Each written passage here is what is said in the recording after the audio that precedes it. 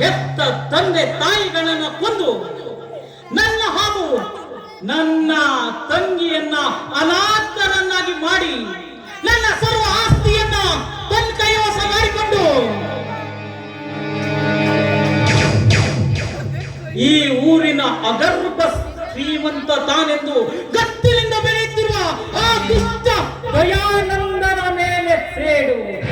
Mister Dayanand, ನಿನ್ನ ಸರ್ವ ಆಸ್ತಿಗೂ ವಾರಸ್ದಾರನಾಗಬೇಕೆಂದು ನಿನ್ನನ್ನ ಹಾಗೂ ನಿನ್ನ ಮಗ ಸಾಗರ್ನನ್ನ ಯಮ ಲೋಕಕ್ಕೆ ಕಳಿಸಬೇಕೆಂದು ದಿಟ್ಟ ನಿರ್ಧಾರ ಮಾಡಿ ನಿನ್ನ ಮನೆಯಲ್ಲಿ ಇಟ್ಟಿದ್ದೇನೆ ಹೆಜ್ಜೆ.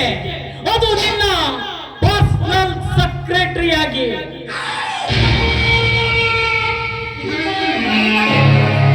ಈ ಹೆಂಡಿಗೆ ದೊಡ್ಡ ವಿಷಕಂಠ ಒಂದು ಬಾರಿ ಕಾಲಿಟ್ಟ ಅಂತ ಹೇಳಿದ್ರೆ ಅದು ನಿನ್ನ ಬಾಳಲ್ಲಿ ಸದೇಶ್ವರ.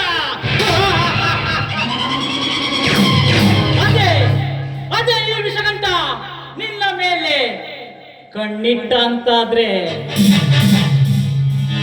ಶನೀಶ್ವರ.